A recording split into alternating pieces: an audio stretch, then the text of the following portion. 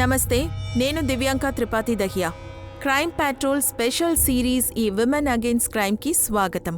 సాధారణంగా ఈ ప్రపంచంలో శిష్టం స్త్రీకి అలంకారంగా పరిగణించబడుతుంది. ఇది కేవలం కొత్త తరాన్ని సృష్టించలేదు, నిజానికి ఇది ఒక మంచి సంస్కృతిని కాపాడుతుంది.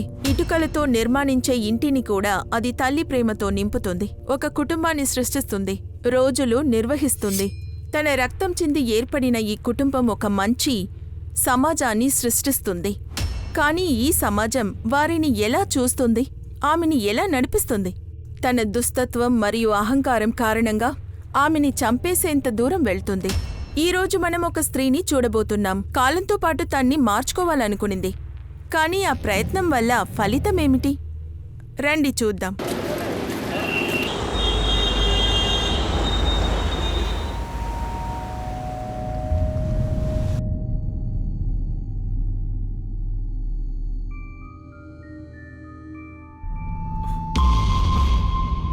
ఏంటయ్యా, ఎలా ఉన్నావు? ఏంటి ఇలా చూస్తున్నావు? నన్ను గుర్తుపట్టలేదా? తెలీదు, సారీ. ఇదిగో నేను చెప్పేది విను.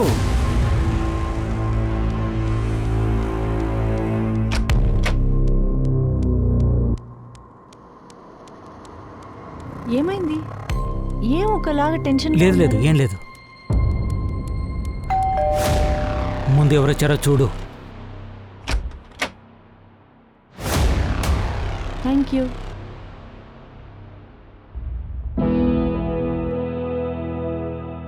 సరే, ఏమైందో ఇప్పుడు చెప్పండి. అరే ఏం కాలేదంటున్నాగా, ముందు నువ్వు భోజనం వడ్డించు. సునీత, చెప్పండి. ఒక పని మీద నేను ముంబై వెళ్ళాలి, నా బ్యాగ్ రెడీ చేయి. సరే.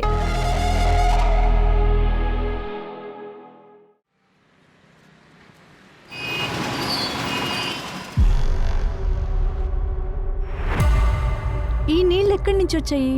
ఓ గాడ్.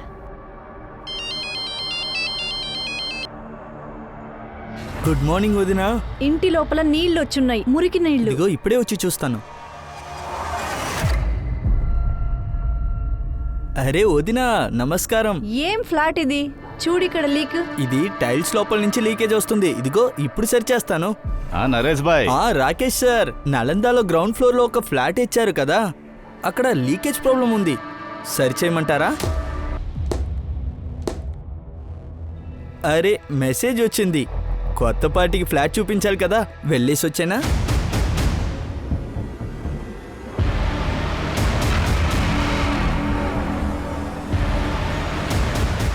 మేడం, ఏమైంది?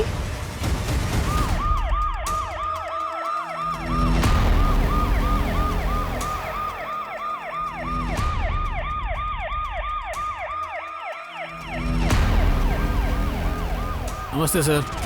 నీళ్లు లీకేజ్ ఉండింది. రిపేర్ చేయడానికి టైల్స్ విరగొట్టి మట్టి తీసినప్పుడు అస్థిపంజరాలు దొరికాయి. వీటి చూస్తుంటే ఎన్నో సంవత్సరాల క్రితం పాతినట్టుంది సార్. సార్, నేనే ఈ సొసైటీకి సెక్రటరీని. సునీత మేడం హస్బెండ్తో పాటు ఇక్కడే ఉంటున్నారు. ఎప్పటి నుంచి ఉంటున్నారు ఇక్కడ? ఈ నెలలోనే వచ్చాము. మీ హస్బెండ్? ఆయన పని విషయంగా ముంబై వెళ్ళున్నారు. ఫోరెన్సిక్ వాళ్ళని పిలవండి, ఇంకా అస్థిపంజరాల గురించి మొత్తం వివరాలు తెలుసుకోండి. ఇంకా పంచనామా చేసి ఇంటిని సీల్ చేయండి. మీరు ఇల్లు ఎవరి దగ్గర నుంచి తీసుకున్నారు? ఏంటి సార్ సీల్ చేయాలంటున్నారు? ఈ ఫ్లాట్ ని నేనే అద్దెకు వదిలాను, దీని గురించి నాకేం తెలియదు. మరి అస్థిపంజరాలు ఎక్కడి నుంచి వచ్చాయి? సార్ నిజంగానే చెప్తున్నాను, నాకేమీ తెలీదు. మహేష్ సార్. ఓనర్ ఎప్పుడు వస్తాడు? సార్ నేను మాట్లాడేశాను, వాళ్ళు ఇక్కడ ఉండట్లేదు సార్, అందుకే డైరెక్ట్గా రమ్మన్నాను సార్.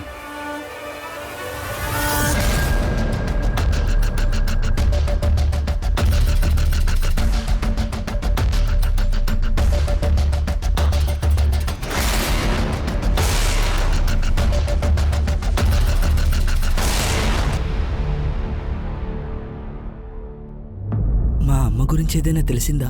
మేము ట్రై చేస్తున్నాం బాబు. ఏదైనా తెలిసిందంటే మీ మావయ్యదే చెప్తాను. ఇంతకు ముందు చెప్పాను నువ్వు ఒంటరిగా రాకూడదని. ఇక ఎప్పుడొచ్చినా మావయ్యని తీసుకోండిరా. రాకేష్, ఈ అబ్బాయిని ఇంట్లో వదిలే. వద్దు, మా అమ్మని మాత్రం వెతికి ఇవ్వండి చాలు ప్లీజ్. నాకు నా అమ్మ కావాలి. మేము ప్రయత్నిస్తున్నాం బాబు, ఇప్పుడు ఇంటికి వెళ్ళు. మీ ఇంట్లో అస్థిపంజరాలు ఎలా వచ్చాయి? నాకే ఆశ్చర్యంగా ఉంది సార్. నేను ఇంకో ఏరియాలో ఉంటున్నాను. అంటే మీరు ఇంట్లో ఎప్పుడూ ఉండలేదు? లేదు, కొత్తగా ఇల్లు కొన్నప్పుడు కొన్ని నెలల పాటు ఉన్నాను. జాయింట్ ఫ్యామిలీ కావడం వల్ల అది చిన్నదైపోయింది, కాబట్టి పెద్ద ఇల్లు తీసుకుని వెళ్ళాము. ఆ తర్వాత దీన్ని అద్దెకి వదిలేశాము. అద్దెకున్న వాళ్ళ వివరాలన్నీ కూడా మాకు రాసివ్వండి. ఇంతకు ముందున్న వాళ్ళ పేరు అడ్రస్లు ఎవరు గుర్తుంటాయి సార్? అవును, మీరు ఆ ఇంట్లో ఉండేటప్పుడు ఎవరితో అయినా గొడవలు లేదా శత్రుత్వం ఉందా? లేదు లేదు.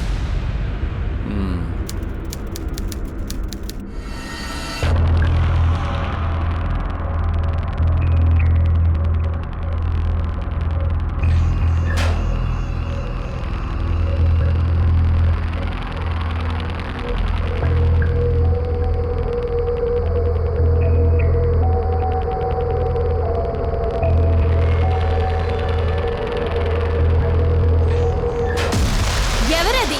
నానా, నానా, నానా, నానా! ఏమైందమ్మా? నానా, ఎవరో లోపలికొచ్చారు. ఎవరు? దొంగ దొంగ! పట్టుకోండి పట్టుకోండి, దొంగ! ఏంటి ఇలా ఉన్నారు?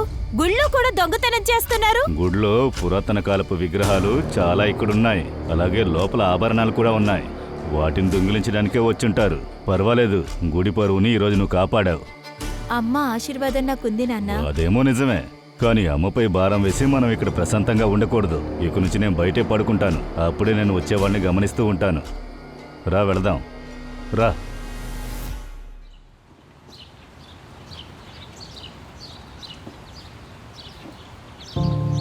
తేనె ఎక్కడ పెట్టాను? అమ్మా, తేనె పాత్ర నువ్వు చూసావా? ఏంటి నాన్న, మీరేం చేస్తున్నారు? ముందు పాలతో అభిషేకం, తర్వాత నీళ్లు, తర్వాత తేనెతో ఏం అభిషేకం. చేయమంటావు? వయసు అయిపోయింది కదా, అందుకే మర్చిపోయాను. కానీ మనసులో ఒక నమ్మకం ఉంది. మా అమ్మాయి ఇక్కడున్నంత వరకు ఇదే సంస్కృతితో, ఇదే భక్తితో, ఇదే శ్రద్ధతో అన్నీ జరుగుతూ ఉంటాయి. నీ పాప చేతిలో ఏమీ లేదు, నా కొడుకు చేతిలోనే అంతా ఉంది. ఇక్కడ చూడండయ్యా, ఈ ధర్మం గురించి అంతా మనం మాట్లాడుతున్నాం కదా, అది అబ్బాయిలు మోస్తేనే చూడటానికి బాగుంటుంది. అమ్మాయిలకి ఇలాంటి బాధ్యతలు ఇవ్వకూడదు. పెద్దాయన నిన్న గుడికి దొంగతనానికి వచ్చారంట, మళ్ళా తప్పించుకున్నారంట. చూడండి, మీకు వయసు అయిపోయింది, మీకు అబ్బాయిలు కూడా లేరు. అందుకని ఈ గుడిలో ఏమేం చెయ్యాలో నా కొడుక్కి నేర్పించండి అయ్యా. ఎందుకంటే రేపు మనం ఇక్కడ లేకపోతే నా కొడుకు ఇక్కడ ఉండి అన్నీ చూసుకుంటాడు. అయితే అమ్మాయిలకి అధికారం ఉండదా? నాన్న పురోహిత కుటుంబంలో పెద్ద కొడుకు, ఆయనకి అధికారమే ఉండదా? అందుకనే నాకు అంతా అధికారం ఉంది. నేనే ఇక్కడ పంతులుగా వస్తాను. నీకేమైనా పిచ్చేం పట్టిందా? ఇది మన కుటుంబానికే విరోధం అయింది. అలా అయితే అది మనమే మార్చుకోవాలి. ఒక అమ్మాయిని మీరు దేవతగా చేసి తనకి పూజ చేసేటప్పుడు ఒక అమ్మాయి పంతులుగా మారి ఎందుకు పూజ చేయకూడదు? ఇలా చూడండి, ఒక గుడికి ఆడపంతులు రాకూడదని ఏమైనా రాసుందా ఏంటి? చాలా మార్పులు ఇక్కడ వస్తున్నాయి. గుడిలో కూడా రానివ్వండి. ఏది ఎలాగో మా గుడిలో మాత్రం ఇలా జరగదు. క్షమించండి బాబాయ్, నేను ఒక విషయం చెప్తాను. మీరు సాంప్రదాయాన్ని గౌరవించి దేవుడి సొమ్ము కోసం మీరు అధికారాన్ని చూపిస్తున్నారు. గుడి సొమ్ము ఒకరిది కాదు, ఊరికి కూడా సంబంధించింది. మీ దొంగతనాన్ని ఇక్కడ చెల్లనివ్వను. నువ్వు పాపం చేస్తున్నావు, దేవుడు దీనికి తగిన శిక్ష ఇస్తాడు. రండి బాబు, వెళ్దాం.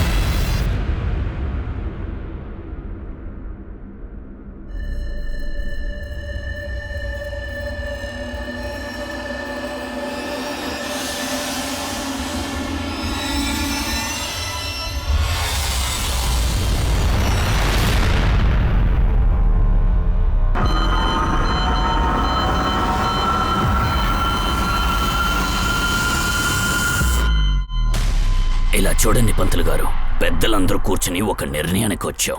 ఈ గుడి యొక్క ఆధీన్యం తర్వాత రచన దగ్గరే ఉండాలి. చాలా చాలా సంతోషం అండి. యశస్వి భవ.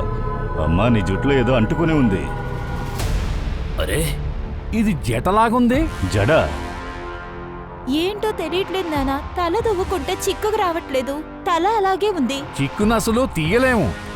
ఇది జటమ్మా, జట. ఆ దేవే నిన్ను హెచ్చరిస్తుంది. హెచ్చరిక? అది ఏం హెచ్చరిక? పెద్దాయన, అమాయకుల్లా నటించొద్దు. జుత్తులో ఇలాంటి జట్లొస్తే ఏమర్థం? దేవి హెచ్చరిస్తుంది అంటే ఈ అమ్మాయి ఈ గుడిలో దాసీగా ఉండి ఈ గుడికి సేవ చేయాలి, పూజారిగా ఉండకూడదు. లేదు లేదు, ఎవరో కావాలని ఏదో అంటించుంటారు. నిన్న జుట్టులో ఎలాంటి జడ లేదు కదా. చూసారా ఊరి పెద్ద, దేవి ఇచ్చిన హెచ్చరిక కూడా పెద్ద ఆయన పట్టించుకోవట్లేదు. దేవి ఇచ్చిన హెచ్చరికను నువ్వు మాత్రం తిరస్కరిస్తే ఏమవుతుందో తెలుసా? ప్రళయం అయిపోతుంది, దేవికి కోపం వస్తుంది, పొలాలు మండిపోతుంది, నదులు ఎండిపోతాయి, దేవి శాపానికి బలైపోయి అంతా నశించిపోతుంది. మీరు సరిగ్గా చెప్పారు. అందరూ వినండి, వచ్చే నెలలో రాబోయే పౌర్ణమికి మీ కూతుర్ని గుడికి దానంగా ఇవ్వాలి. ఇదంతా మూఢనమ్మకం అండి. ప్రెసిడెంట్ గారు, మీరే న్యాయాన్ని చెప్పండి. పంతులు గారు, రచన ఈ గుడికి సేవ చెయ్యాలి, పైగా తను ఈ ఊరికి దాసిగా ఉండాలి. ఇదే నా నిర్ణయం. ప్రెసిడెంట్ గారు, ప్రెసిడెంట్ గారు, ప్రెసిడెంట్ గారు వినండి ప్రెసిడెంట్ గారు.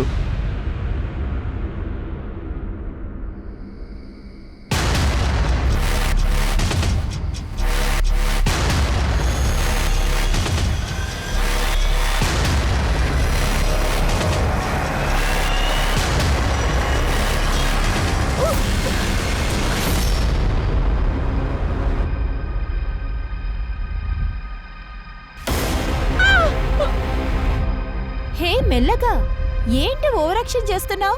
కానీ నీకు చాలా ధన్యవాదాలు. మీరే నిజమైన నా స్నేహితులు. ఎవరు సునీల్? ఏ సునీల్? అతని ముక్కలు ముక్కలు చేసేసాం. ఏంటి, సునీల్ని చెప్పేశారా? నువ్వేమనుకున్నావు? సునీల్ దగ్గర అప్పచెప్తాం అనుకున్నావా?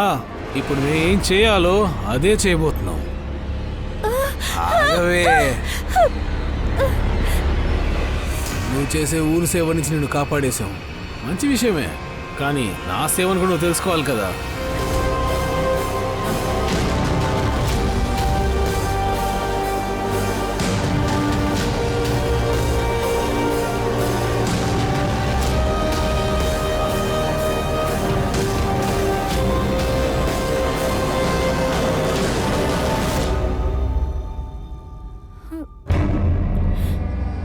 మంచి పని అయింది, మైకం దిగింది.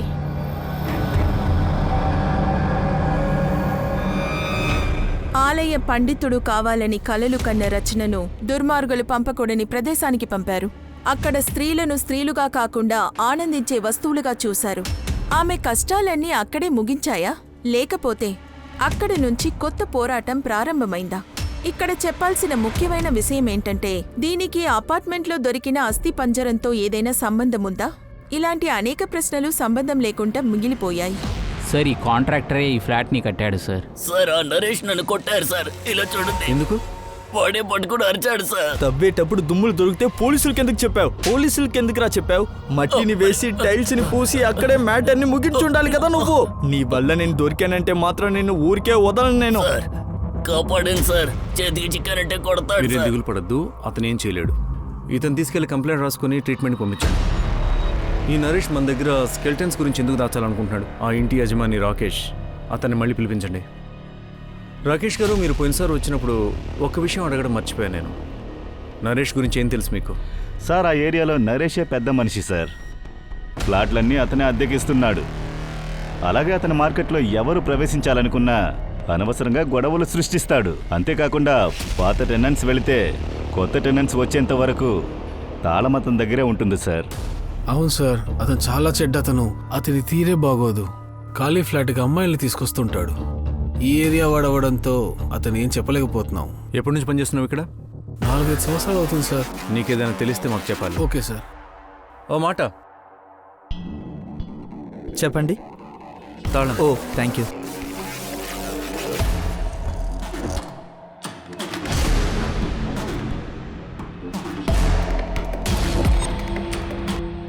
సార్, మా అమ్మ గురించి ఏదైనా తెలిసిందా? బాబు, మేం ప్రయత్నిస్తున్నాము. మాకు తెలిస్తే మీ మావయ్య దగ్గర చెప్తాను. ఇప్పుడు నువ్వు ఇంటికెళ్ళు. సార్, ఆ అబ్బాయి ఉన్నాడే, వాడు అప్పుడప్పుడు వాళ్ళ అమ్మ గురించి అడుగుతూ ఉన్నాడు. వాళ్ళ మామ వల్ల వాడికి ఎలాంటి ఉపయోగం లేదు. ఒకసారి వాళ్ళ అమ్మ తప్పిపోయిన ఏరియాని మొత్తం మనం చెక్ చేసి వద్దాం సార్. కానీ ఆ ఏరియా పూంజ్ విహార్ కదా, మనం ఎందుకు అనవసరంగా దూరాలి? చిన్నపిల్లాడి కంప్లైంట్కి పట్టించుకోవద్దు. లేదు సార్, లేదు. వాటి గురించి ఎందుకు దాచాలనుకున్నావు? లేదు సార్, లేదు సార్, అలాగేం లేదు. అయితే కాంట్రాక్టర్ని ఎందుకు చంపావు? సార్, చెప్పు. సార్, వాడు నా బిజినెస్ ని పాడు చేస్తూ ఉన్నాడు సార్. వాడి వల్ల ఈ ఫ్లాట్కి రావడానికి ఎవరు సిద్ధంగానే లేదు. నీకైతే బానే ఉంది కదా, ఇంకా ఆడపిల్లని తీసుకెళ్లేవాడివి నువ్వు. అదిగో గ్రౌండ్ ఫ్లోర్ ఫ్లాట్లో తీసుకెళ్లేవాడివి కదా. చెప్పు, ఎవరెవరు అమ్మాయిల్ని చంపి అక్కడ పూడ్చిపెట్టావు? చెప్పు. సార్, సార్, లేదు సార్, అమ్మాయిని అక్కడికి తీసుకువెళ్ళడం అనేది నిజమే కానీ నేను ఎవరిని చంపలేదు సార్. నేను కాసేపట్లో వెళ్ళి వచ్చేస్తాను. అక్కడ ఎవరెవరైతే ఎక్కువ కాలం ఉంటూ ఉన్నారో వాళ్ళందరి వివరాలు కావాలి నాకు. సార్ నిజంగానే అవన్నీ నాకు గుర్తు లేవు సార్. ఆఫీస్ రికార్డ్ చూస్తే తెలిసిపోతుంది. ఇదంతో పాటు వాళ్ళ ఆఫీస్కి వెళ్ళు. ఇంకా మొత్తం లిస్ట్ తీసుకునిరా. పదరా. ఇప్పుడున్న టెనెంట్ ముంబై నుంచి ఎప్పుడు వస్తాడు కనుక్కో. Yes sir.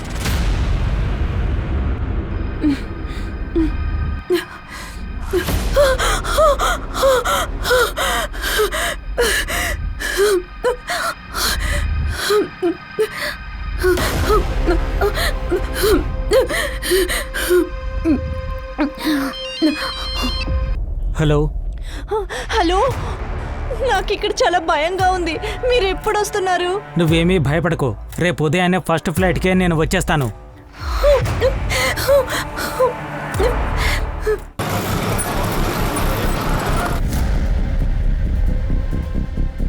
సార్, నరేష్ దగ్గర నుండి అన్ని డీటెయిల్స్ తీసుకున్నాం. ఆ ఫ్లాట్లో గౌరవ్ సునీతకు ముందు పంకజ్ వాడి భార్య పిల్లలతో ఉన్నాడంట సార్. ఈ సంవత్సరం సడన్ గా ఏంటో తెలీదు ఫ్లాట్ వదిలి వెళ్ళిపోయాడు సార్. పంకజ్ ఈ ఫ్లాట్ ని 2015లో కొన్నాడు. అంతకుముందు అక్కడ పరేష్ షా ఉన్నారట. సార్ నేను ఒక వ్యాపారస్తుడిని, నాకు ఇదంతా తెలీదు. నాకు దుమ్ములకి ఏం సంబంధం? సంబంధం ఉండొచ్చు. మీకెవరితోన శత్రుత్వం ఉండొచ్చు, లేదా ఎవరితోన గొడవలు ఉండి ఉండొచ్చు. కోపంలో మీరు వాళ్ళని చంపి అక్కడ పూడ్చిపెట్టి ఉండొచ్చు. ఇంకా తర్వాత ఇల్లు ఊరు వదిలిపెట్టి వెళ్ళిపోయి ఉండొచ్చు. సార్ నేను వ్యాపారం చేస్తున్నాను. మీరు పిలవడం వల్ల ఇంత దూరం మర్యాద ఇచ్చి వచ్చాను. మీరు మాత్రం ఇలా మాట్లాడారంటే తర్వాత నేను మాట్లాడను, నా వకీలే మాట్లాడతాడు. వస్తాను. సార్ యాటిట్యూడ్ చూసారా? ఎంత పొగరగా మాట్లాడుతున్నాడు. మాటి మాటికి నీళ్లు నవ్వులే మనిషిలా కనిపిస్తున్నాడు. అవును, ఆ రెండో కిరాయిదారు గురించి ఏం చెప్పాడు అతను? హఠాత్తుగా మాయమయ్యాడని. సార్ కాంటాక్ట్ చేయడానికి చాలాసార్లు ప్రయత్నించాను కానీ కుదరలేదు సార్. ఆ ఏరియాలో మనవాడు ఉన్నాడు, నత్తు. అతను ఖచ్చితంగా ఎంతో కొంత తెలిసే ఉంటుంది. అతన్ని అడగండి. మహేందర్, తాళం. ఒక్క నిమిషం. నలంద విహార్ సొసైటీలో విచారణ చేస్తున్నప్పుడు ఒక మనిషి నన్ను చూసి ఎంత కంగారు పడ్డాడంటే తన బండికున్న తాళం మర్చి వెళ్తున్నాడు. నాకెలా అనిపించిందంటే ఆ వ్యక్తి నేను ఎక్కడో ఏదో కేసు విషయంలో కలిశానని. ఆ వ్యక్తి ఎవరు కనుకోండి. ఏంటి పరేష్ బాయ్, ఎలా ఉన్నారు? అరే కొంచెం చెప్పేది వినండి. సార్ మీ దగ్గర ఒక విషయం చెప్పాలి. కూర్చో. చెప్పు బాబు. సార్ మా అమ్మ కనిపించకుండా పోయారు. నీ పేరేంటి? నా పేరు చింటూ. ఎక్కడుంటావు? సార్ నేను విష్ణుపురి కాలనీలో ఉన్నాను. కానీ అక్కడ ఉన్న పోలీసులు వేరేలా చెప్పారు. మా అమ్మ ఎక్కడ కనిపించకుండా పోయారో ఆ స్టేషన్ మీ అండర్లో వస్తుంది అంట. అందుకోసమే నేను ఇక్కడికి వచ్చేసాను. బాబు మీ అమ్మ ఎక్కడి నుంచి తప్పిపోయింది? మా ఇంట్లో నుంచే. మరి ఇల్లు ఎక్కడ మీది? ఇప్పుడు కాదు, అప్పుడు ఉండింది. నలందార్ విఆర్ సొసైటీ. నలంద విహార్లో ఏ బిల్డింగ్? ఏ బ్లాక్ బిల్డింగ్లో. మేము గ్రౌండ్ ఫ్లోర్లో ఉన్నాం. బాబు మీ నాన్నగారి పేరు? పంకజ్. ఇంకా అమ్మ పేరు పూజ. మీకెలా సార్ తెలుసు? ఇది ఆ కేసే. మనం అదే. ఏం కేసు సార్? ఏం లేదు బాబు. నువ్వేదైనా తిన్నావా? లేదు. మహేష్, ఇతనికి జ్యూస్ ఇప్పించు. అంకుల్కి మీ మామ నెంబర్ ఇవ్వు. ఇంకా వీళ్ళ మామతో మాట్లాడు. ఇంకా పంకజ్ నెంబర్ తీసుకో. ఇంకా తీసుకురా. పద బాబు. పద వెళ్దాం. విష్ణుపురి పోలీస్ స్టేషన్కి ఫోన్ చేయండి. ఈ కేసు ఇన్వెస్టిగేషన్ ప్రోగ్రెస్ ఏంటి తెలుసుకోండి. ఒక ముఖ్యమైన ప్రాంతంలోని ఇంట్లో అస్థిపంజరం కనిపించడంతో అందరూ షాక్ అయ్యారు. ఈ సమయంలో ఒక చిన్న పిల్లాడు తన తల్లిని వెతుక్కుని ఇక్కడక్కడ తిరుగుతున్నాడు. ఒక అబ్బాయికి తన తల్లి ప్రేమ కంటే ముఖ్యమైనదేంటి? ఒకరోజు తన తల్లి తప్పకుండా వస్తుంది. ఆ ఆశతోనే చింటూ తన అన్వేషణను కొనసాగించాడు. కానీ చింటూ తన తల్లిని కనుగొన్నాడా? దానికంటే పెద్ద ప్రశ్న ఒకటుంది. చింటూ తల్లి ఇంకా బతికే ఉందా? బహుశా తను బ్రతికుంటే కొడుకు కోసం ఆరాటపడేవారు కదా. మరియు ఆమె తన కొడుకుతో చేరకుండా నిరోధించే విషయమేంటి? పోలీసులు అతని తల్లిని కనుగొని అప్పగిస్తారా?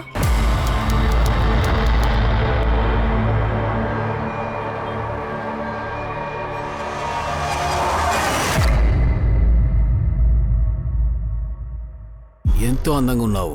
ఏంటి నీ పేరు? ముంతాజ్. ఆహా, రా తాజ్మహల్ కడదాం. డబ్బులున్నాయా? ఎంత తీసుకుంటావు? 3000. చాలా ఎక్కువ అడుగుతున్నావు. ఏంట్రా తాజ్ మహల్ కడతానన్నావు 3000 కూడా నీ దగ్గర లేవా? ముందెక్కడి నుంచి వెళ్ళు. ఎందుకంత కోపం? 1000 రూపాయలు ఇస్తాను రా. నన్ను చూస్తే 1000 రూపాయలకు వచ్చేదానిలో ఉన్నానా?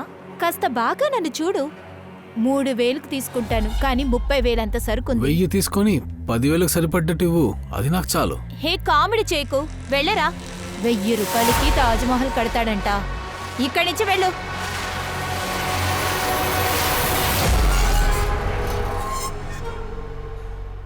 మీ నాన్న ఊరు పెద్దగా ఉండే పండితులా? చూడు, మీ నాన్నని ఎవరో తెలియని వ్యక్తులు చంపేశారట.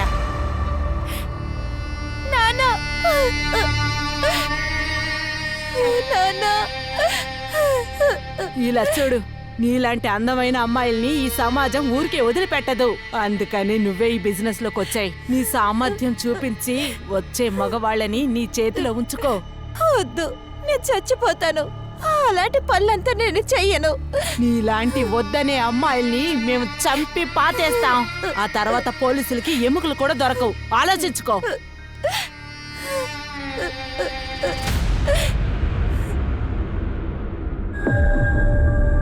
ఎంత తీసుకుంటావు? 5,000. ఆ రోజు 3,000 తీసుకున్నావు. ఆ రోజు బైక్ లో వచ్చావు, ఈ రోజు కారులో వచ్చావు, అందుకని ఏ రేటు? సరే పద, ఎక్కువ.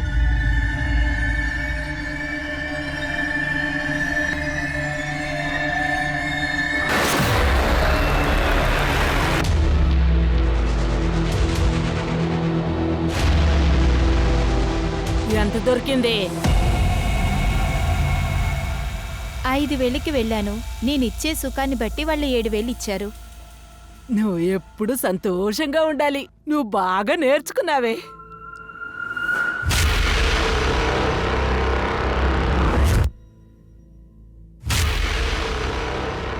ఇదలా జరిగింది. అతన్ని ఏంటి కొనుక్కుంటున్నావు? ఇలా చూడు, నీ పాత సెట్ వచ్చాడు. ఈ సమయంలోనా? అరే, భార్యతో గొడవ పడుంటాడు. నీతో సంతోషంగా ఉండడానికి వచ్చాడు. వెళ్ళు. వస్తావా? వెళ్ళి తన సంతోషం పెట్టు. పదా. అరే, ఎవరైనా భార్య కనిపించకపోతే, తప్పిపోతే చాలా కంగారు పడిపోతారు. కానీ నువ్వు, నీ మొహంలో చిన్న చింత కూడా లేదు నీ భార్య గురించి. సార్, నన్నేం చెప్పమంటారు సార్? నా భార్య కనిపించకుండా పోలేదు. తను ఒకటితో లేచిపోయింది సార్. ఏం చేస్తున్నావే?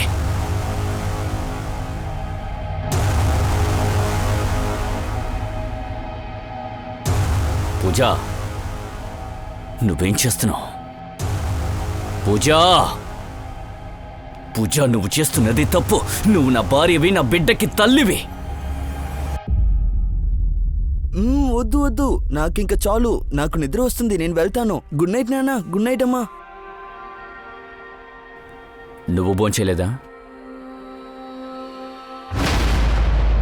ఆగు. జరిగిందంతా మర్చిపోవడానికి నేను సిద్ధంగా ఉన్నాను. నువ్వు వాణ్ణి కలవడం దయచేసి మానుకో. పూజ, నీతోనే మాట్లాడుతున్నాను, సమాధానం చెప్పు. చూడు, మనం కొత్త జీవితాన్ని ప్రారంభిద్దాం. ఇంకెక్కడికైనా వెళ్ళిపోదాం. పూజ, నేను తనకి అర్థమయ్యేలా చెప్పడానికి ప్రయత్నించాను, కానీ తను అర్థం చేసుకోలేదు. లెటర్ రాసి పెట్టేసి నగలు మొత్తం తీసుకుని అజయ్తో పారిపోయింది సార్. ఆ లెటర్ ఉందా నీ దగ్గర? దాన్ని కాల్ చేశాను సార్. మరి పూజ తప్పిపోయినప్పుడు చింటూ ఎక్కడున్నాడు? వాడు మావి ఇంట్లో ఉండేవాడు సార్. అర్థమైంది. చింటూని వాళ్ళ మామ దగ్గర పంపించావు. తర్వాత పూజ ఇంకా వాళ్ళ లవర్ని చంపేశావు. ఇంకా ఇద్దరిని మీ ఇంట్లోనే పూడ్చిపెట్టావు. ఆ తర్వాత పూజ కనిపించట్లేదని నాటకాలాడావు. ఆ తర్వాత ఎటువంటి నోటీస్ లేకుండా మీ ఇల్లు ఊరు వదిలిపెట్టిపోయావు. ఆ ఇంట్లో దొరికిన 2 అస్థిపంజరాలు పూజ ఇంకా వాళ్ళ లవర్ అజయ్దే కదా? సార్, నేను తనని చంపలేదు, అలాగే అక్కడ పాతి పెట్టలేదు. ఇప్పుడు కూడా టైం ఉంది, నిజమేంటో చెప్పేసి.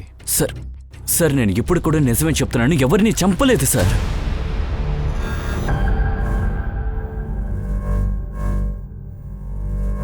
ఈమె దేన్నో చూసి షాక్ అయ్యారు. నేను మందులు రాసిస్తాను, కానీ ఈమె మనసులో ఉన్న భయం పోలేదంటే నయం అవడానికి చాలా రోజులు పడుతుంది. సార్, ఒక సమస్య ఉంది. నా భార్యకు కళలో ఎముకలు కనిపిస్తున్నాయి. అందుకే తను వాళ్ళమ్మ ఇంటికి వెళ్ళాలి. ఇదిగోండి సార్, డాక్టర్ సర్టిఫికేట్. మీకు తెలుసు కదా మీ ఇంట్లో అస్థిపంజరాలు దొరికాయని. 2 ఇన్వెస్టిగేషన్ పూర్తయ్యే వరకు ఎవరు ఎక్కడికి వెళ్ళకూడదు. నేను ఇక్కడే ఉంటా సార్. నా భార్యకో ఈ ఎముకల గుడికి ఎలాంటి సంబంధం లేదు సార్. అలా ఉండుంటే అక్కడ ఎందుకు తవ్వమని చెప్తుంది? సరే, ఆమె వెళ్ళడానికి పర్మిషన్ ఇస్తున్నాను, కానీ నువ్వు మాత్రం సిటీ వదిలిపెట్టి ఎక్కడికి వెళ్ళకూడదు. Okay sir. Sir sir skeleton report దొరికింది సార్. ఫస్ట్ స్కెలిటన్ వచ్చి మగాడు, రెండవది ఆడది. ఆమె ఏజ్ ఇంకా టైమ్ ఆఫ్ డెత్? సార్ అది అర్థం చేసుకోవడానికి చాలా కాంప్లికేట్గా ఉంది. ఇంకా కాస్త టైం పడుతుంది సార్. రిక్వెస్ట్ చేయి, చూద్దాం తొందరగా చేస్తే. సార్, ఆ బిల్డింగ్ ఒక పాత రికార్డ్స్ అన్నిటిని చెక్ చేశాను. 15 సంవత్సరాల క్రితం కట్టినప్పుడు 2 సార్లు స్లాబ్ కింద పడిందంట. కొన్ని రోజుల తర్వాత ఒక వర్కరు అతని వైఫ్ కన్స్ట్రక్షన్ సైట్ నుండి మిస్ అయినట్టు మిగతా వాళ్ళు రాసిచ్చారు. తర్వాత కొన్నాళ్ళలోనే మిస్సింగ్ కంప్లైంట్ని తిరిగి తీసేసుకున్నారు. వీటన్నిటిని చూసి అప్పుడున్న పిఏకి అనుమానం వచ్చి ఆయన రీఇన్వెస్టిగేట్ చేయడం ప్రారంభించారు. అప్పుడే అక్కడున్న బిల్డర్ అందరినీ నిర్బంధించి మిస్సింగ్ కంప్లైంట్ తిరిగి తీసుకునేలా చేశారు. 2 సార్లు స్లాబ్ పడిపోయింది. ఆ తర్వాత 2 వర్కర్స్, ఒక ఆడ ఒక మగ మిస్సింగ్. ఒకవేళ ఇలా ఏం అవ్వలేదు కదా, ఆ బిల్డర్ ఒకవేళ మూఢ విశ్వాసం వల్ల బలిగిలి ఏదైనా ఇచ్చాడా?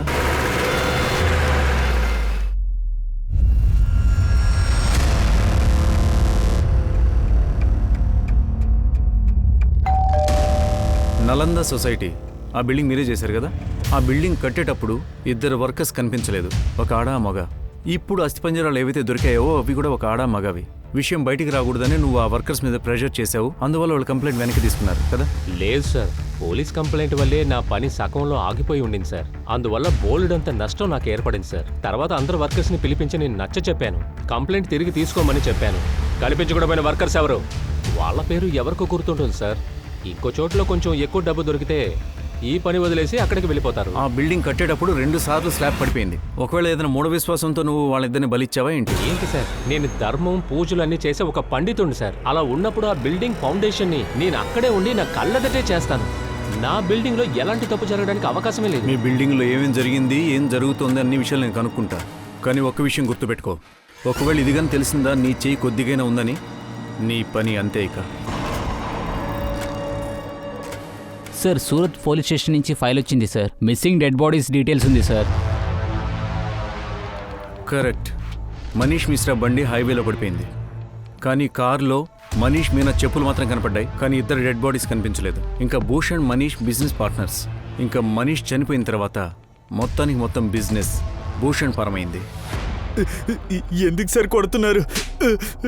ఏ ఫ్లాట్లో అయితే అస్థిపంజరాలు దొరికాయో ఆ ఫ్లాట్ పైన భూషణ్ ఉంటాడు. తెలుసా అతను? సార్. భూషణ్ ఎప్పుడైనా వెళ్ళాడా అస్థిపంజరాలు దొరికిన ఫ్లాట్కి? ఎప్పుడైనా? గుర్తులేదు సార్. చూడు, కేసు దారి తప్పుతోంది. ఇంకా నమ్మూడు కూడా. నిజం చెప్పు, ఇంకా తొందరగా చెప్పు. గుర్తుకొస్తుంది సార్. ఒకసారి భూషణ్కి వాళ్ళ ఇంట్లో ఫర్నిచర్ వర్క్ చేయాల్సి ఉంది. అందువల్ల వాడు భార్య పిల్లల్ని వాళ్ళ అమ్మ వాళ్ళ ఇంటికి పంపించేశాడు. ఇంకా సామాన్లన్నింటినీ కింద ఫ్లోర్కి షిఫ్ట్ చేసేశాడు. నేనే తాళం ఇచ్చాను. ఇప్పుడు చెప్తున్నావా? ఎప్పుడు ఇచ్చావు తాళం? మహేష్ సార్ ఫ్లాట్ని అమ్మేసిన తర్వాత పంకజ్ సార్ ఫ్లాట్ని కొనడానికి ముందు. పరేష్ నవంబర్ 2014లో ఫ్లాట్ వదిలిపెట్టారు. ఇంకా పంకజ్ జనవరి 2015లో ఫ్లాట్ తీసుకున్నారు. మరి డిసెంబర్ 2014లో ఫ్లాట్ ఖాళీయే. అప్పుడు ఇచ్చావు తాళం? సార్.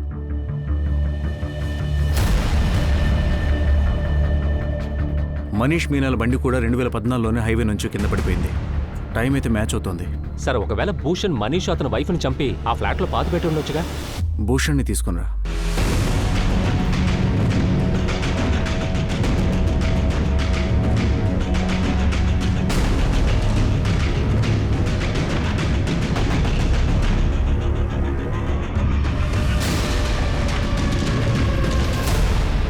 సార్. సందీప్, ఎవరితో చెప్పకుండా భూషణ్ వెళ్ళిపోయాడంట సార్. ఫోన్ స్విచ్ ఆఫ్లో ఉంది సార్. భూషణ్కి అస్థిపంజరాల గురించి ఖచ్చితంగా ఏదైనా తెలుస్తుంది. మన వాళ్ళందరినీ యాక్టివేట్ చేయి. ఇంకా అన్ని పోలీస్ స్టేషన్లకి అతని ఫోటో పంపించు. ఇంకా అతని మొబైల్ కూడా సర్వేలెన్స్లో పెట్టు. సార్. హలో, నమస్తే సార్. మీ ఏరియా బైపాస్ రోడ్లో ఒక డెడ్ బాడీ ఉందని మెసేజ్ వచ్చింది.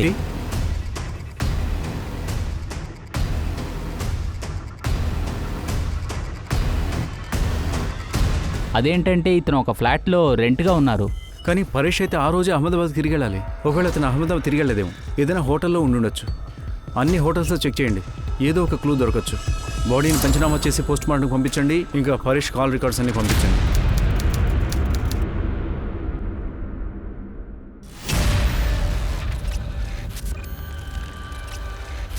వస్తా. అది పర్వాలేదు. ఒక పనుంది. ఇలా చూడు, ఇక్కడ నుంచి వెళ్ళాలని మాత్రం చెప్పదు, ఇంకేదైనా చెప్పు. నీ కోసం నా ప్రాణాలు కూడా ఇచ్చేస్తాను. అదేంటంటే శబ్నంతో ఒక అబ్బాయి ఉన్నాడు కదా, ఆ అబ్బాయి నేనెక్కడో చూసినట్టే అనిపించింది. ఒకవేళ మా ఊరబ్బాయిలాగే అనిపించింది. మీకు అతను తెలుసా? ఆ అబ్బాయి ఎవరు? ఇలా చూడు, ఇక్కడ వచ్చే మగవాళ్ళందరూ వాళ్ళ నిజమైన పేరు చెప్పరు, కానీ ఒకటి తన నంబర్ని ఇచ్చేసి వెళ్తాడు. అతను మళ్ళీ రావాలంటే అడ్వాన్స్ బుకింగ్ చేసుకోవాలి కదా.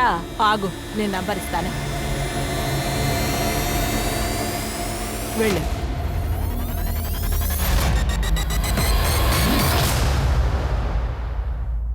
హలో సునీల్. రస్నా, సునీల్, నువ్వు ప్రాణాలతో ఉన్నావా? నిన్ను చంపేశారన్నారు. నువ్వు దయ చూపించడం నాకు మంచిదయ్యింది. నువ్వెక్కడున్నావు సునీల్? నిన్ను చూడాలని అనిపిస్తుంది. నాకు నేను చూడాలనే ఉంది. నువ్వు త్వరగా రా, నీకు నేను అడ్రస్ మెసేజ్ చేస్తాను. మాట్లాడింది అయిపోయిందా నీ ఊరు వాళ్లతో? సార్ కమలేష్ మొబైల్ లొకేషన్ ఈ చోట చూపిస్తుంది సార్. సార్ బాడీ మొత్తం కాలిపోయింది సార్. ఇది గౌరవ్ ఐడి సార్.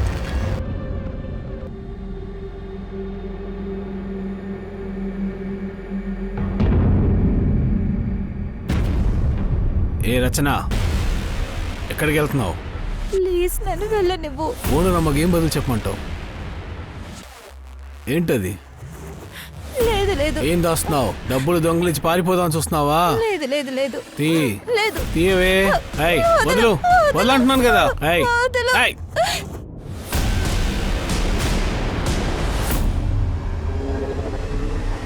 ఇంత సొమ్ము దోచుకొని పారిపోతున్నావా?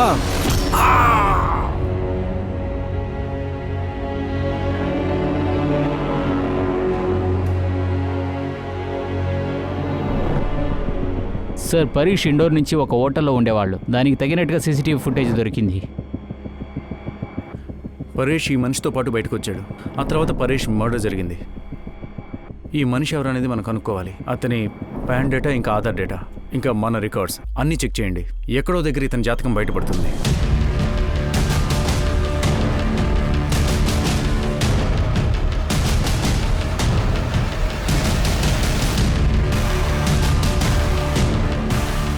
వీడెవరో తెలుసా?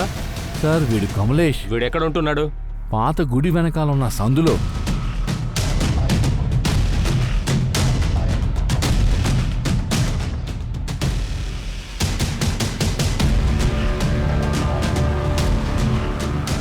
బ్రదర్, ఇటు ఒకసారి రండి. చెప్పండి సార్. కమలేష్ ఇక్కడే ఉంటున్నాడా? అవును సార్. తాళం వేసి ఉందే, ఎక్కడ ఉంటాడు? నేను చూడలేదే. అతని నెంబర్ మీ దగ్గర ఉందా? ఇస్తాను సార్. నెంబర్ తీసుకో. Okay sir.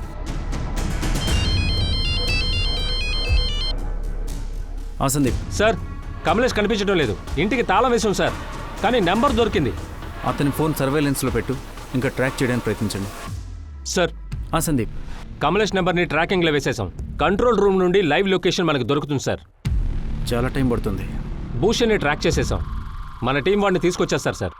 ఎవరికి చెప్పకుండా మాయం. ఎందుకు భయపడుతున్నావు? మేము విచారిస్తామనే. నేను లోన్ తీసుకున్నాను. వాళ్ళు నాకు ఇబ్బంది పెడుతూనే ఉన్నారు. సో ఫ్రెండ్ ఇంటికి వెళ్ళిపోయాను. అందువల్ల ఫోన్ ఆఫ్ చేశాను. కొన్ని రోజుల తర్వాత అక్కడి నుంచి డబ్బులు తీసుకొని వచ్చేద్దాం అనుకున్నాను. డిసెంబర్ 2014లో మీ ఫ్రెండ్ మనీష్ బండి కింద పడిపోయింది. కానీ అతని వైఫ్ది డెడ్ బాడీ దొరకలేదు. కేవలం కారు మాత్రమే దొరికింది. ఇంకా డిసెంబర్ 2014లోనే నువ్వు నీ భార్య పిల్లల్ని బయటికి పంపించి ఫర్నిచర్ చేయాలనే నెపంతో నువ్వు మొత్తం సామాన్ని కింద ఫ్లాట్కి షిఫ్ట్ చేసావు.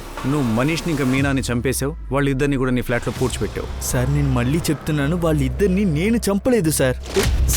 సార్, చెప్పేది వినండి. నేనెందుకు మీ దగ్గర అబద్ధం ఆడతాను? సార్, మహేష్ మీనాని నేను చంపలేదు సార్. ఆ ఫ్లాట్లో నేను పాతి పెట్టలేదు. నేను చెప్పేది నమ్మండి sir. Sir, Kamlesh number track అయిపోయింది.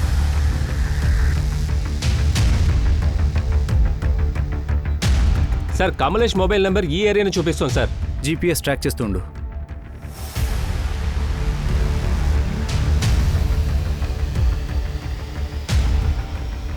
సార్, లొకేషన్ ఈ పక్కనే చూపిస్తోంది. చుట్టూ చూస్తూ ఉండండి. ఓ పని చేయి, అతని నెంబర్ డయల్ చేయి. సార్,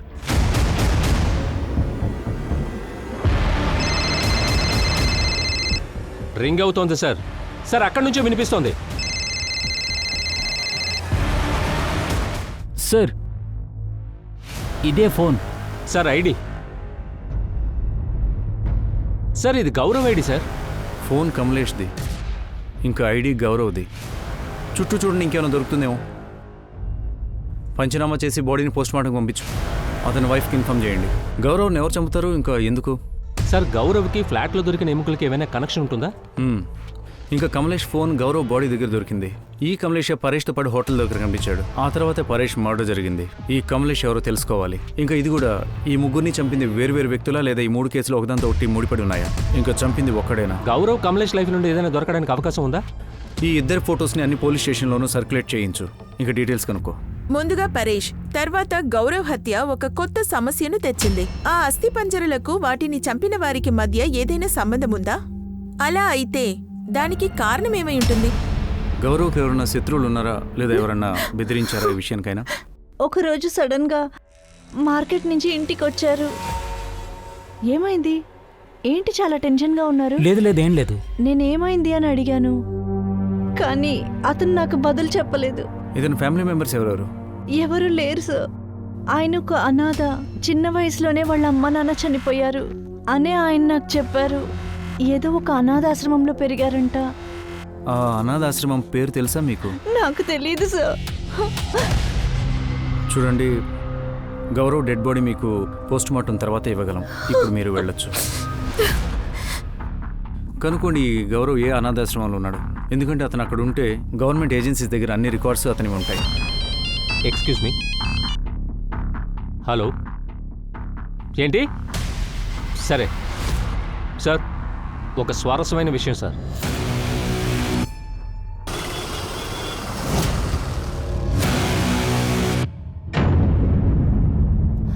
చెప్పండి. మా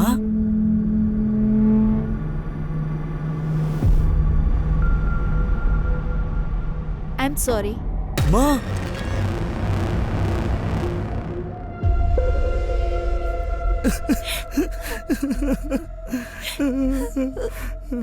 ఇంటికొచ్చేయండి అమ్మా, ఇంటికొచ్చేయండి.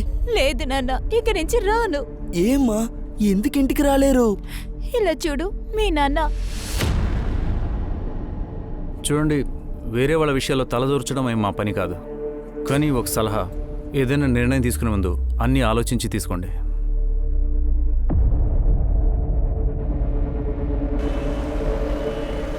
సార్ గౌరవ్ ఫోటో అచ్చం ఇంకొకరితో మ్యాచ్ అవుతోంది. 6 సంవత్సరాలు జైల్లో ఉన్నాడు, కానీ జైలు రికార్డులో వాడి పేరు ప్రసాద్. ప్రసాద్ ఏ జైల్లో? అది భోపాల్ సెంట్రల్ జైలు సార్. పోయిన నెల బయటకు వచ్చాడు. వివరాలు తెలుసుకోతనివి. గౌరవ్తో మీ పెళ్లి ఇప్పుడు జరిగింది? 2 నెలలు అవుతుంది. లవ్ మ్యారేజా, అరేంజ్ మ్యారేజా? అరేంజ్డ్. చెప్పగలుగుతారా మీ మ్యారేజ్ ఎవరు ఫిక్స్ చేశారు అని? సార్, నేను ఒక బీద కుటుంబానికి చెందిన అమ్మాయిని. ఊరు పండిట్ రాఘవ్ చిన్నాయనే మాకు పెళ్లి చేశారు.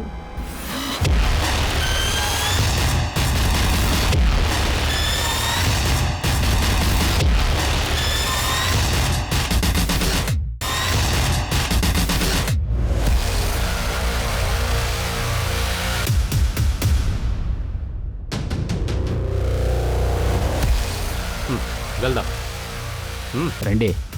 సార్ సార్ సార్ పద సార్ చెప్పు. అంతే చెప్తాను సార్, మొత్తం అంతా చెప్పేస్తాను సార్. సార్, నాకు మా నాన్నకు ఊళ్ళో ఉండే సొత్తు మీద కన్ను పడింది. మా పెద్దనాన్న తన కూతురు మా దారికి అడ్డొచ్చారు. మా నాన్నగారు తన వెంట్రుకల్ని తన జడలా మార్చుకున్నారు. తన గుడికి ధర్మకర్తగా కాకుండా దాసిగా ఉండేలా చేశారు సార్.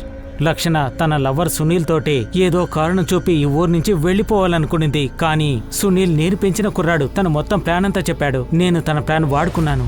గుడిని నా కంట్రోల్లోకి తెచ్చుకున్నాను. అందుకు ప్రతిఫలంగా సునీల్ నా దగ్గర నుంచి గుడిలో ఉండే శిలను అడిగాడు.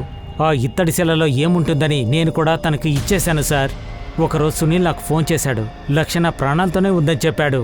ఈలోగా ఆ శిల చాలా కాస్ట్లీ అని నాకు తెలిసింది. అందుకే నేను వెంటనే సిటీకి వెళ్ళాను. లక్షణాన్ని ఎలాగైనా చంపి ఆ శిలను తీసుకొద్దామనుకున్నాను. ఆ సిటీలో సునీల్ పర్షా ఇంట్లో పనివాడిగా ఉన్నాడు. ఆ ఇంట్లో ఎవరు ఉండరు, అక్కడ టైల్స్ పని జరుగుతోంది. అలాగే సునీల్ లక్షణాన్ని తీసుకొచ్చి నాకు అప్పచెప్పాడు.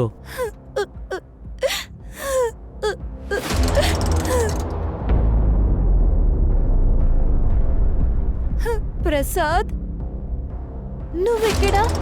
నిన్ను శాశ్వతంగా ఈ లోకం నుంచి పైకి పంపడానికి వచ్చాను. నువ్వు వీడిని పిలిచావా? నేను గాఢంగా నిన్ను ప్రేమించాను. ఇక్కడి నుంచి నీ ముఖం కూడా నాకు చూపించుకు. నిన్నంత తేలిగ్గా నేను వదిలిపెట్టను. మీ నాన్న ఎక్కడికి వెళ్ళాడో నువ్వు అక్కడికి వెళ్ళు. ఓ! సునీల్ని నేను ఇచ్చిన శిలని ఎప్పుడైతే తిరిగడిగానో తను ఇవ్వనని చెప్పాడు. ఆ ఫ్లాట్లోనే ఆ శిలని దాచిపెట్టాడు.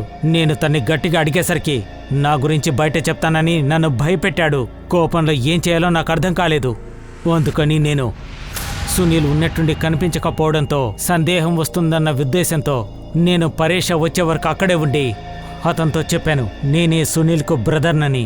పైగా తనకి ఒంట్లో బాగోలేదు, అందుకే ఊరికి తీసుకువెళ్దామని వచ్చానన్నాను. తర్వాత నేను బయలుదేరాను. ఎలాగైనా నేను ఆ ఇంటిని సొంతం చేసుకోవడం కానీ బాడికి తీసుకోవడం కానీ అలా చేస్తేనే శిల నా చేతికి వస్తుందని. పరేష్ ఇంకా కమలేష్ని ఎలా చంపావు? సార్, సునీలే చెప్పాడు తన ఓనర్ పరేష్ అని ప్రతి సంవత్సరము తీర్థయాత్రలకు వెళతారని. అందుకనే ఆయన లేని సమయం చూసి ఆ ఇంట్లోకి వెళ్ళాను. శిలని వెతకడం మొదలుపెట్టాను. ఎవరో నేను అలా వెతుకుతుండగా అక్కడ పనిచేసే నైట్ వాచ్మ్యాన్ అక్కడికొచ్చి నన్ను చూశాడు. ఈ విషయం ఎవరికీ చెప్పొద్దని నేను అతనికి బోల్డంత డబ్బిచ్చి సరిచేశాను. అతను కూడా బయట ఎవరితో ఈ విషయం చెప్పనన్నాడు. కానీ శిలను ఎలాగైనా నేను తీసుకోవాలనుకున్నాను సార్. ఆ శిల నాకు చాలా ముఖ్యమైంది. నేను నా పేరుని మార్చుకున్నాను. నేను పెళ్లి చేసుకున్నాను. ఆ పేరులోనే ఆ ఫ్లాట్ లో ఉన్నాను. ఆ ఫ్లాట్ లోనే శిల కూడా ఉంటుంది. నేను ఆ ఇంట్లో ఉంటూనే శిల ఏ ప్రదేశంలో ఉందో నేను కనిపెట్టేశాను. తర్వాత నేను ముంబై వెళ్ళాను. రేటు కూడా మాట్లాడవచ్చాను. కానీ ఈలోగా నా తెలివి తక్కువ భార్య నేను దాచిన ఎముకల్ని బయటికి తీసింది. అప్పుడే మీరు ఆ పరుషావుని విచారణకు పిలిచారు. ఇకపోతే పరేష్కి పాత వాచ్మెన్ కమలేష్ కూడా కలిశాడు. నేను ఆ ఫ్లాట్లోకి వెళ్లే దగ్గర నుంచి మొత్తం అన్ని విషయాలు తనతో చెప్పేశాడు. అతను ప్లాన్ వేయసాగాడు. అతను నన్ను పిలిచి విషయమంతా అడిగాడు. సార్, ఇంకా నేను లేట్ చేయదలుచుకోలేదు. నేను వస్తువు తీసుకోవడానికి వెళ్తున్నట్టు వెళ్ళి ఆ శిలని తీసుకున్నాను. పరేష్ని మీట్ అవ్వడం కోసం పిలిచాను. ఆ తర్వాత కమలేష్ని చంపేశాను. ఎందుకంటే ఏ సాక్ష్యము బయట ఉండకూడదనుకున్నాను. అందుకే తను అక్కడే కాల్ చేశాను. అలాగే గౌరవ్ ఐడిని అక్కడే వేశాను. చనిపోయింది గౌరవ్ అని అందరూ అనుకుంటారు. నేను ఊరు వెళ్ళాను. నీ మిగిలిన జీవితం అంతా జైల్లోనే ఉంటావు. వద్దు సార్, నన్ను క్షమించండి సార్. రచనకు జరిగిన సంఘటన మానవత్వం ఎంత వెనుకబడిందో రుజువు చేస్తుంది. రచనకు ఒక పెద్ద కల ఉండేది. ఆలయ పండితురాలుగా భావించింది. పరాశక్తికి సేవ చేయాలనుకునింది. కాని ఆలయ ఆస్తులను ఆక్రమించాలనుకునే వారికి ఇది నచ్చలేదు. వాళ్లు రచనకు చెడ్డ పేరు తెచ్చిపెట్టి తక్కువ చేసి మాట్లాడారు. ధరలు బేరసారాలు చేసినప్పుడు వేశ్యలను పురుషులు లోబరుచుకుంటారు. ఇవి అంతా వాళ్ల కళ్ళు ముందే జరుగుతుంది. వారికి ఆ బాధని ఇవ్వకండి. రచన తన ధైర్యాన్ని పూర్తిగా కోల్పోయింది. కాని ఆమె తన పాత ప్రియుడిని కలిసినప్పుడు ఆమె మనసులో ఒక ఆశ తలెత్తింది. కాబట్టి తను తన ఉద్యోగాన్ని మానేసింది. తన ప్రేమికుడిని వెతకడానికి నమ్మకంగా వెళ్ళింది. కాని ప్రేమ పేరుతో సునీల్ నుండి ఏం పొందింది? కేవలం మోసం. ఆలోచించండి. రచన మరియు ఆమె తండ్రి జాగ్రత్తగా ఉంటే ఆ ఆలయాన్ని ఆమె సోదరుడు లేదా అతని కొడుకు స్వాధీనం చేసుకునేవారు కాదు. వారి చేసే ప్రతి పనులు ప్రమాదానికి దారిస్తున్నాయి. రచన తెలివిగా ఆలోచించి సునీల్తో ప్రేమలో పడకపోతే ఏమారేది కాదు. పరేష్కు ప్రమాదం గురించి బాగా తెలుసు. అది ఎలా అంటే కమలేష్ అతనికి గౌరవ్ గురించి ముందే చెప్పాడు. అతను దురాశ పడకుండా పోలీసులకు వెళ్లి ఫిర్యాదు చేసుంటే అతను ఈరోజు బతికుండేవాడు. నేను దివ్యాంక త్రిపాఠి దహియా. నేనిప్పుడు బయలుదేరుతున్నాను. ఒక కొత్త కేసుతో మనం మళ్ళీ కలుద్దాం. మీరు crime petrol women against crime చూస్తూ ఉండండి. ఒక మహిళపై దాడి జరిగితే చాలా మంది మేల్కొంటారు. జై హింద్.